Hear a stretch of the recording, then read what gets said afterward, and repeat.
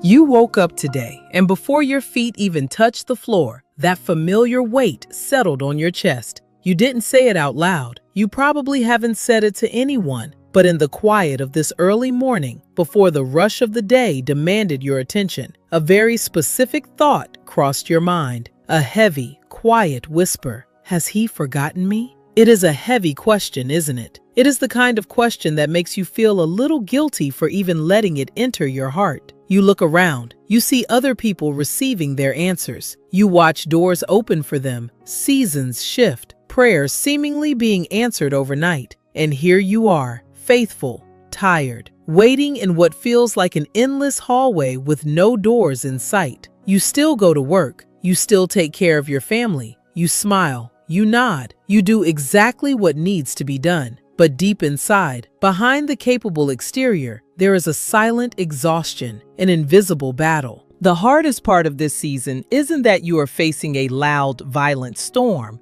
It is the silence. It is the enemy who doesn't scream, but just sits in the corner of your mind and whispers, "You were left behind. He moved on to someone else." I know that silence. I know exactly what it feels like to pray into the dark and wonder if the words are just hitting the ceiling and falling right back down.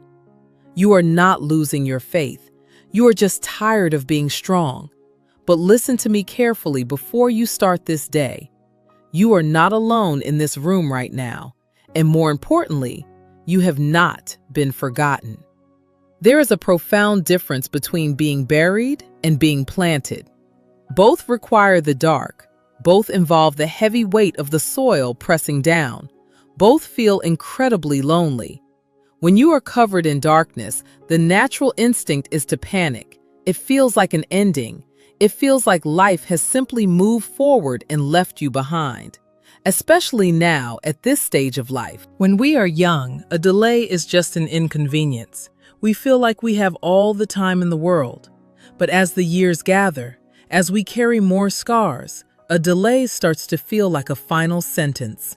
You start calculating the time you have left to see things change. The silent battle becomes heavier. But planting is an act of profound intention. A gardener doesn't drop a seed into the earth and forget it. He covers it deliberately. He hides it.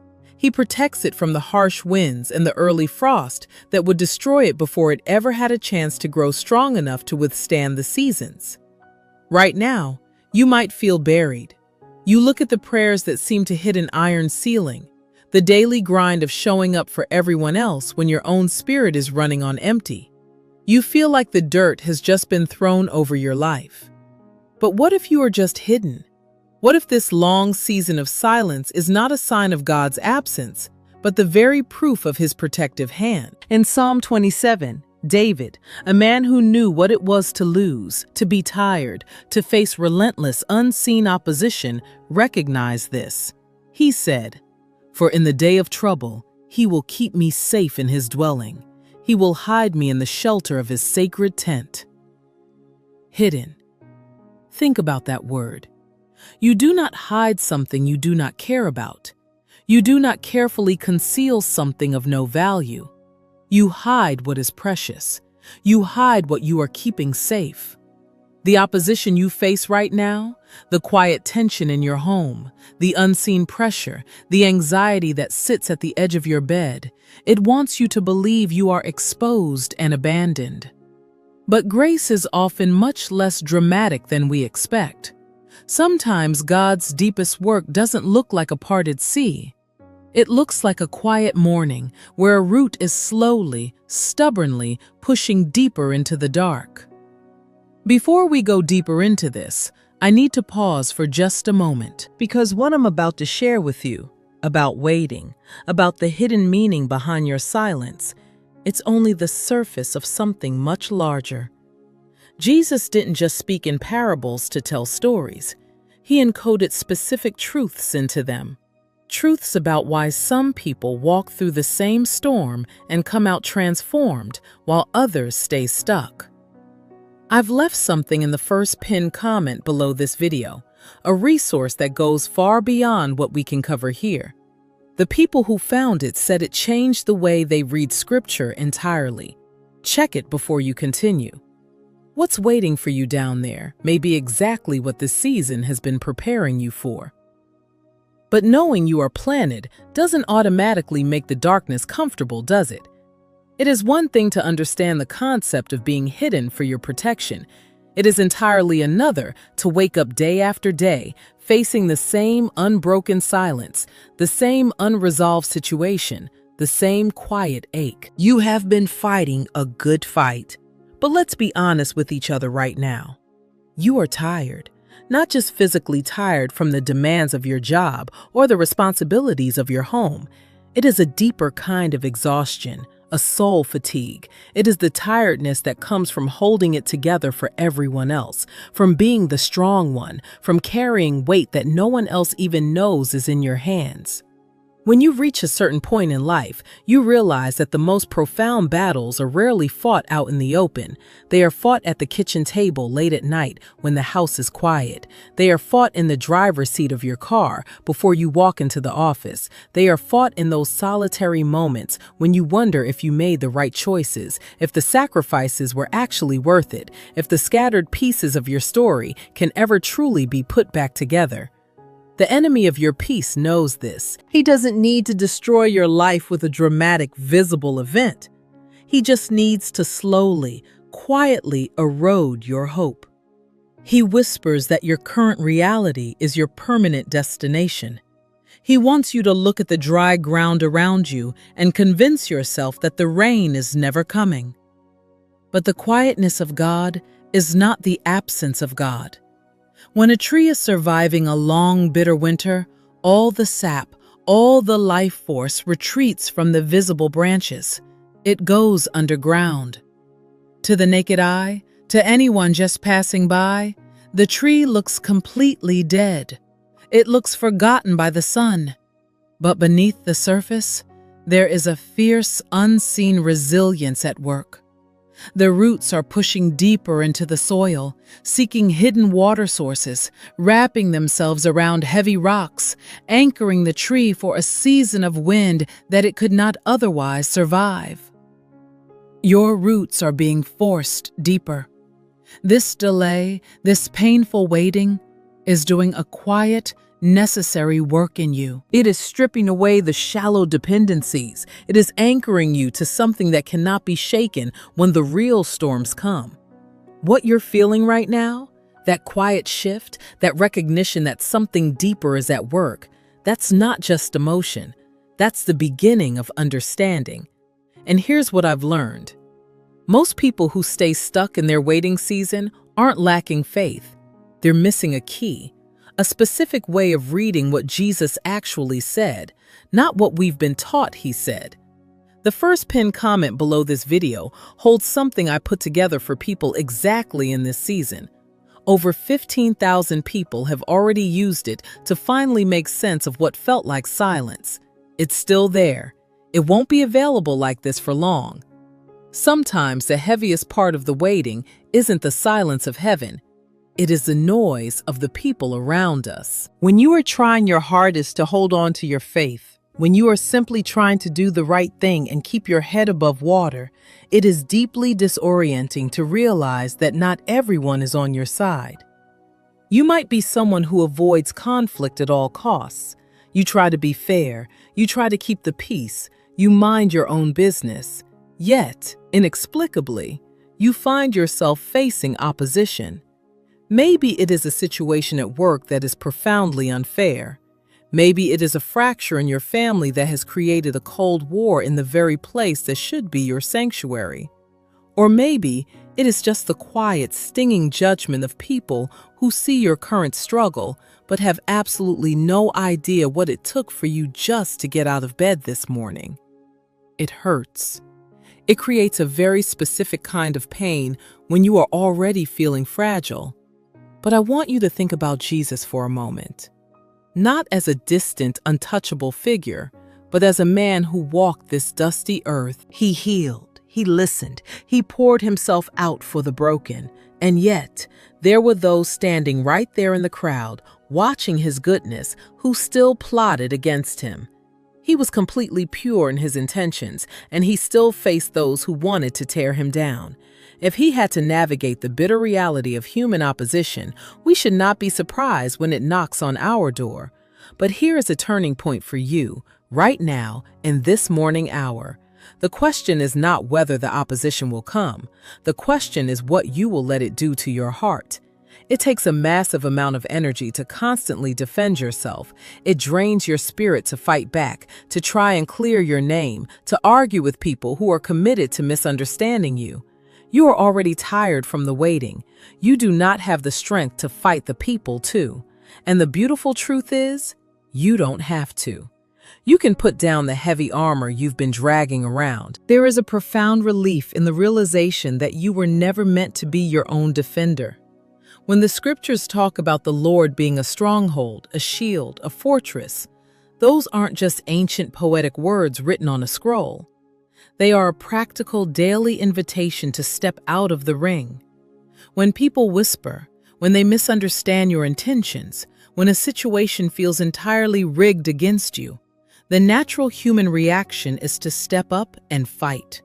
We want to explain ourselves. We want to prove them wrong. We spend our limited mental energy constructing elaborate arguments in the shower, rehearsing conversations we will probably never even have. But look at what that does to you. Look at what it is doing to you right now. It makes you bitter. It makes you heavy. It steals the very peace you are so desperately trying to protect. Letting God fight for you is not an act of weakness. It is the ultimate act of maturity. At this stage in your life, you have lived long enough to know that arguing rarely changes a hardened heart. You have seen enough to know that your peace of mind is far more valuable than proving a point. It takes far more strength to remain quiet in the face of an accusation than it does to scream back. It takes immense, quiet courage to look at an unfair situation and say, I am going to let the maker of the universe handle this. When David was surrounded by enemies, he prayed, Plead my cause, O Lord, with those who strive with me. He didn't ask for the perfect words to win the argument. He asked God to take the case entirely. God sees the quiet tears. He hears the unspoken frustration. He knows exactly what was taken from you, and he knows exactly how it felt. But he is asking you today to unclench your fists. You cannot receive what he is trying to hand you if your fists are tightly closed, ready for a fight. Drop the armor. Breathe. Let him stand between you and the noise. Dropping your fists leaves your hands empty, and empty hands feel incredibly vulnerable. When you finally stop fighting, when you step back and decide not to defend yourself, the silence that follows can be heavy. That is usually when the memory of the hurt tries to rush back in. The absolute unfairness of it all bubbles up in your throat. Jesus offered a remedy for this specific kind of pain, and if we are being completely honest with each other, it is one of the most difficult things he ever asked us to do. He told us to pray for those who hurt us, to bless those who cause us grief. When we are younger, we often misunderstand this. We think it means making excuses for bad behavior. We think it means we have to become a doormat, smiling through the disrespect. But the older you get, the more you begin to understand the profound, protective nature of this instruction. Praying for the person who caused your pain is not about validating their actions. It is about evicting them from your spirit. As long as you harbor the anger, as long as you meticulously feed the resentment, that person is still controlling your day. They are sitting at your dinner table. They are lying awake with you at 2 a.m. Bitterness is an incredibly heavy passenger, and you, my friend, are already carrying far too much weight to take on someone else's dysfunction. Asking God to help you forgive breaks the invisible chain tying you to the offense. It is a quiet, radical act of rebellion against the darkness. It is you standing in the quiet of this morning and saying, "This stops here. I will not let this situation rewrite my character. I will not let their actions turn my heart cold. It doesn't happen overnight. Some mornings, you might have to pray that prayer through gritted teeth. Some days, the most you can muster is a simple, "Lord, I do not want to forgive them right now, but please help my unwillingness." And that is enough. That is honest. He does not need your perfect performance. He just needs your permission to start working in the deep soil of your heart. Because the moment you truly release them to God, you finally free yourself. If you are still here with me towards the end of this video, I want to invite you to subscribe to our channel and join us every day. I know how rare it is to find a quiet space to just breathe and reset. We live in a loud world that is constantly demanding pieces of you, pulling you in a dozen different directions, and sometimes you just need a few quiet minutes in the morning to gather your strength before facing it all. And that is exactly what we are doing right now. Before you walk out that door today, before you answer the phone or begin pouring yourself out for everyone else, I want you to remember where your foundation lies. There is a profound line in the scriptures where David, after acknowledging all the fierce opposition surrounding him, makes a quiet, unshakable declaration. I remain confident of this. I will see the goodness of the Lord in the land of the living. Notice what he doesn't say. He doesn't say, I am confident all my problems will magically vanish today. He doesn't say the opposition will apologize or that the road will suddenly become perfectly smooth. He says he is confident he will see the goodness of God right here in the land of the living. That means today, on a regular, ordinary morning. It means in the middle of your messy, unresolved situation.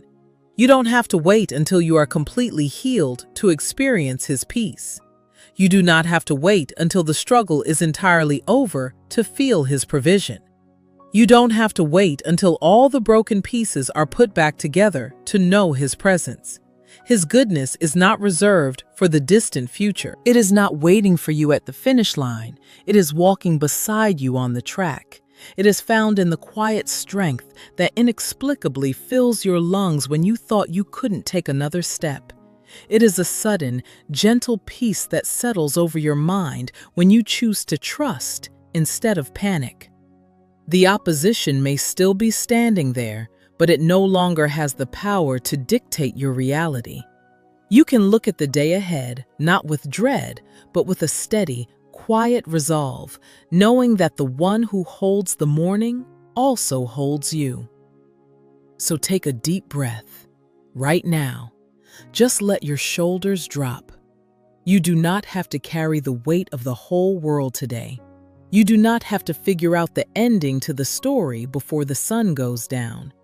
You do not have to have the perfect comeback, the perfect plan, or the perfect amount of strength.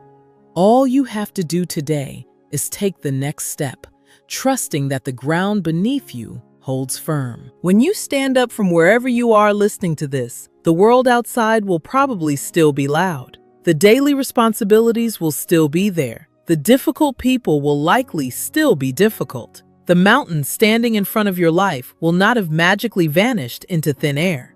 But you are stepping into this day differently. You are not walking out that door as someone who has been left to fight a lonely war. You are walking out as someone who is deeply known, fiercely protected, and absolutely remembered. Before you step out into your day, one last thing. The first pinned comment is still there. What I left for you inside goes into the specific, hidden keys Jesus wove into his parables that most people never find. Keys that speak directly to this season you're in, the waiting, the weariness, the wanting things to finally shift. It's still accessible. Go find it before this day pulls you in every direction. Let the quiet of this morning stop being a reminder of what you are waiting for. Let it become the sound of a God who is working diligently beneath the surface. You are not buried in the dark. You are planted in His grace, and your roots are growing deeper than you can possibly imagine right now. The next time that familiar voice whispers in your mind, telling you that you have been left behind, You do not even have to argue with it. You can just stand still, knowing that He has never once taken His eyes off the soil. He knows exactly where He put you. If these quiet moments brought some peace to your morning, I want to ask you to do something. Share this video with 5 people who you know are fighting their own silent battles and need to remember they are not alone. Make sure to subscribe to the channel so we can continue walking this path together. And before you step out into the rush of the day, leave a sincere comment down below. Tell me what your heart needs to hear next. What should our next conversation be about? I will be reading. Walk out into your day with peace.